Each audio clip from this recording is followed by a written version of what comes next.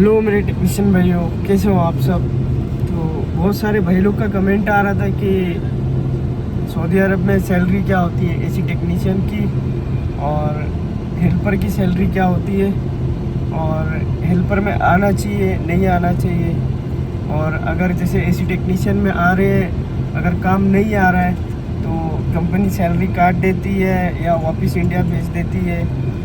और बहुत सारे भाई लोग ये भी पूछते हैं कि आपके साथ में यानी कौन कौन रहता है, यानी अकेले पूरा काम करना पड़ता है या हेल्पर साथ में रहता है, और कितने लोग रहते हैं। जैसे एक एसी इंस्टॉल कर रहे हैं तो साथ में कितने लोग रहते हैं, और रूम कंपनी देती है, खाना कंपनी देती है, या बस खाली रूम देती है, खाना अपना रहता है, और साइड पे कैसे जाते हैं, यानी गाड़ी से जाते हैं या क्या सिस्टम है। इंशाल्लाह ये वीडियो में मैं ये सब बताऊंगा। देखो, मेरी कंपनी में एसी टेक्नीशियन की सैलरी होती है 1500 रियाल। मेरी कंपनी 1500 रियाल लगाती है एसी टेक्नीशियन का। 1500 रियाल इंडिया का बनता है 31-32 हज़ार बनता है, ठीक है। और हेल्पर की सैलरी लगाती है 1000 रियाल, इंडिया का 22 हज़ार तक बनता है।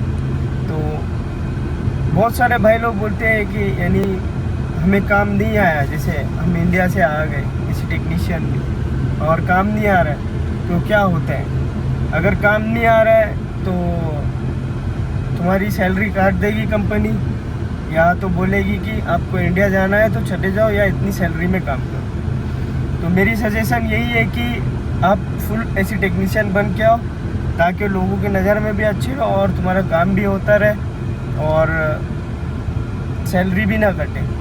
और कैसा, जैसे इंडिया में फुल टेक्नीशियन जो बन के आता है ना, तो मुमकिन इधर उसको वो 80% हो जाता है, और जो हाफ टेक्नीशियन रहता है ना वो बहुत कम हो जाता है। तो काम देख के पता चल जाता है कि ये बंदा काम नहीं किया हुआ है, बस ये टेक्नीशियन बोल के आ गया है। फिर कफील अलग उसकी सैलरी काटेगा, और मुमकिन और भी कुछ कर सकता है, नहीं बोलेगा कि तुम्हारा महीना इतना कटेगा और सैलरी में से भी इतना कटेगा, वीज़ा का पैसा कटेगा, तुमने झूठ बोला मेरे को, तुम्हारी एजेंसी ने झूठ बोला कि ऐसी टेक्नीशियन हो, तुम्हें काम नहीं आता है, ये वो ऐसा भी होता है। और कभी कभी कैसा, मेरी कंपनी में कैसा, अभी कोई नया बंदा आता है तो जैसे मेरे पास आया तो मैं उसके साथ में हूँ, सही है, काम निकल जाता है, ठीक है। और हेल्पर में नहीं आना चाहिए। पहले तो मैं ये बोलूँगा, अगर हेल्पर में आ रहे हो तो 1000 रियाल सैलरी रहेगी, और जब तुम टेक्नीशियन भी बन जाओगे ना तो भी तुम्हारी सैलरी जल्दी नहीं बढ़ेगी। डायरेक्ट टेक्नीशियन में आओ, सैलरी अच्छी बढ़ जाएगी। और साइड पे हम ये गाड़ी से जाते हैं, हम लोग 3 लोग हैं, और एक जो गाड़ी चलाता है वो है हमारा फोरमैन, यानी 4 लोग हम लोग हैं। और बहुत सारे भाई लोग पूछते हैं कि यानी जैसे मैं एसी टेक्नीशियन हूँ तो मुझे अकेला काम करना रहता है या साथ में कोई हेल्प करने वाला रहता है।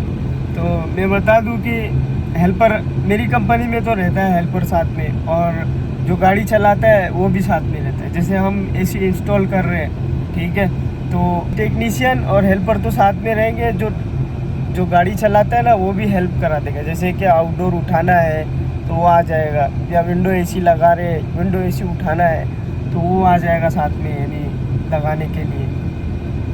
तो यानी ज़्यादा कोई ये प्रॉब्लम नहीं है, सही है। और आजकल हमारा काम ज़्यादा है तो हम एक और ऐसे टेक्नीशियन इधर बुलाए हैं। तो ये भाई है जो पीछे है, ये हमारी हेल्प करने के लिए आए हैं, सही है। और बहुत सारे भाई लोग का सवाल ये है कि कंपनी खाना और रहना देती है या सब अपना रहता है। तो हमारी कंपनी के बारे में मैं बता रहा हूँ कि मेरी कंपनी रूम देती है और खाना अपना रहता है। और बहुत सारे भाई लोग पूछते हैं खाने का कितना आता है, यानी महीना। तो अगर नॉर्मली खाओगे तो 250 रियाल तक आ जाएगा। अगर ज़्यादा खाओगे गोश्त वगैरह ये सब वो सब तो 300-350 रियाल, यानी इंडिया का 7000-8000 ऐसा आएगा। और कोई जानकारी चाहिए तो मुझे कमेंट करो, इंशाल्लाह मैं सब चीज़ पे वीडियो बनाऊँगा। मुझे भी पता चलता जाएगा कि बंदे लोग क्या सोचते हैं, यानी ऐसी यानी सऊदी अरब में आने के लिए यानी क्या क्या कन्फ्यूजन रहती है। तो वही पे वीडियो बनाऊंगा। ये सब कमेंट मुझे ज़्यादा आ रहे थे तो मैं इस पे वीडियो बनाया।